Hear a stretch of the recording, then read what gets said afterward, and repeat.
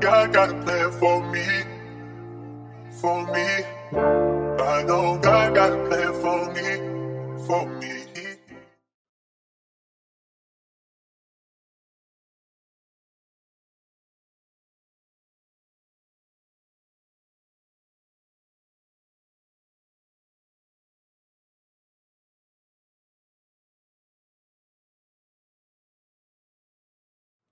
Welcome back.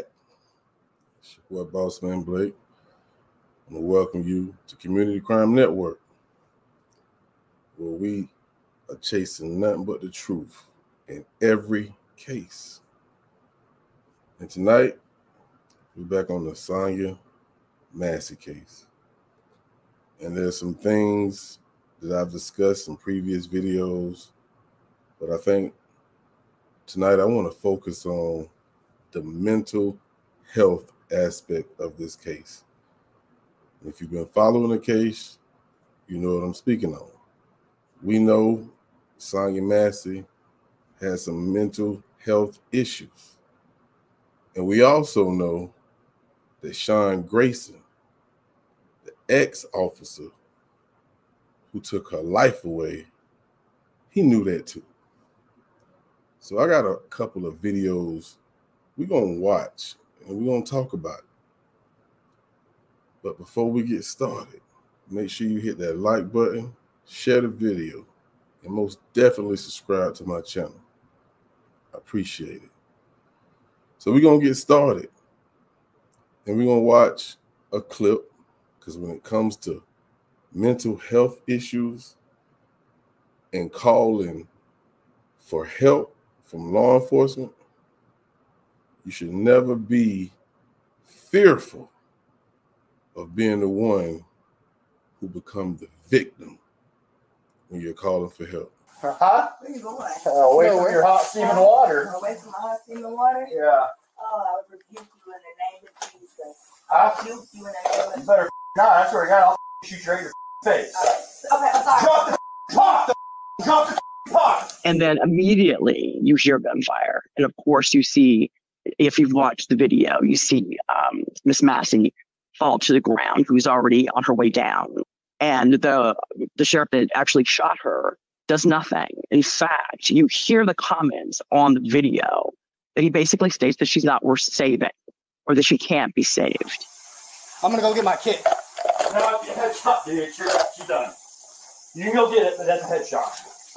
And so you watch this interaction and you watch as an officer and you think about what are the things that you really should be doing there.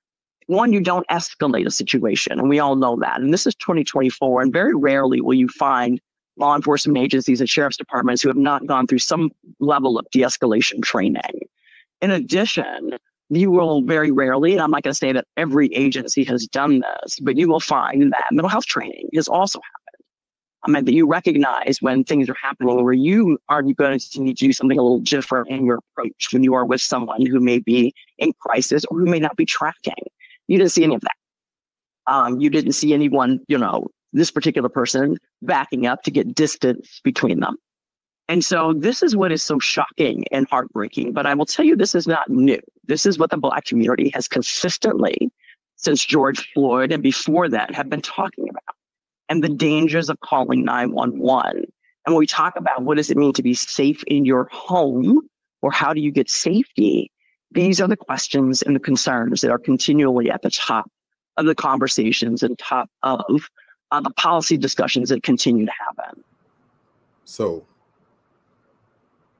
she spoke on pretty much a lot of things I already spoke about in this case and several others that I've covered. And no one should be in fear of losing their life because they're calling law enforcement for help. But one thing we do know, we have those officers where it really doesn't matter if training was, done in the beginning. That doesn't matter because they're going to be who they are. And that's what I see in Sean Grayson. He didn't care. He knew about her mental issues, but he didn't care. We know about his background history, even though it came late, which is something that really bothers me. I'm calling you on your integrity.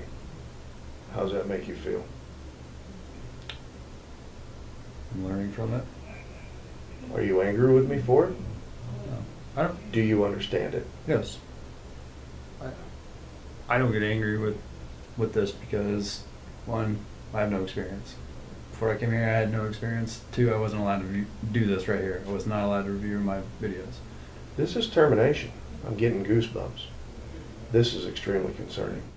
But in this case and several others, all around the world, we see officers responding to these type of calls, and family members need help. So what do we do? First and foremost, I feel like if there is training given to these officers, then this should not be happening. If there's a special type of training for these particular situations, then those are the officers who should respond to these calls. It should have never been someone like Grayson respond to a call. If this training is given, if, like I said, if it's a special training, send those officers. Just like you got drug task force who handle those type of situations, you don't send anyone to any situation. Hopefully that makes sense. But it's happening too often where the person who needs help end up losing their life. Now, in this case, we know she was calling because she thought she heard a prowler outside her home. Let's take a look at this video. This is another clip from the same interview. Check this out. There was a mental health component to this specific case with Miss Massey, but I also wonder, given your expertise, what kinds of training are officers now getting in departments that choose to invest the time in this? Well, it varies. Of course, it's going to depend on where you are, how large the agency is, whether or not you're a sheriff's agency, and whether or not you have the budget. I think communities would be very surprised about the lack of the training budget that most law enforcement have. In some cases, it's not even a line item. And so a lot of what you will see is there will be critical incident training. You will hear it named CIT. You'll hear mental health first aid. That is really a basic understanding of how people who are in crisis show up. What types of mental health, what does it look like? And oftentimes you can look at your own family members and friends and see some of those same things that are happening with them. And some of it is very basic level. And that's a lot of times what you need. A lot of academy curriculums have already been changed to incorporate those types of things, including the scenario training that you have. So it would not have been uncommon to have a scenario-based training with an event sort of like Miss Massey's, where you did have a conversation with her. And you have, if you do have the resources, the ability to call someone else in to help with her, to see if there's anything else you could do. And at that time, law enforcement would back out. But there are plenty of trainings now. And it's really interesting that in this day and age, and it would be very uncommon to not have some basic level of mental health training. I would be surprised if a lot of agencies did not have it. And then I would add to that is before we even get to calling 911, does the person or had everything that they needed before you begin to call law enforcement? And this is the thing that community and even law enforcement is talking about. Oftentimes those calls will come in, and we know 4% of 911 calls are what we call true crime calls. The rest of those are social needs. And the question is, why would you have law enforcement showing up for someone who has social needs? And that has been an ongoing conversation. I know even when I was in law enforcement, that do you have the right people showing up for the right thing? Is there a difference in either the training or, well, the outcomes of how police approach women? You know, there is. And what's interesting is one of the things that we have to understand is we still have a lot of gender dynamics when it comes to how men believe women will respond or show up. A lot of those things have changed in the training. And when we talk about the dangerousness and who is a danger, what is interesting when you are talking about, and we have these conversations around what the science says, especially when we're talking about Black women and Black men who are in danger. And we talk about how quickly folks respond, because when you associate Blackness with criminality, it changes the way that you respond.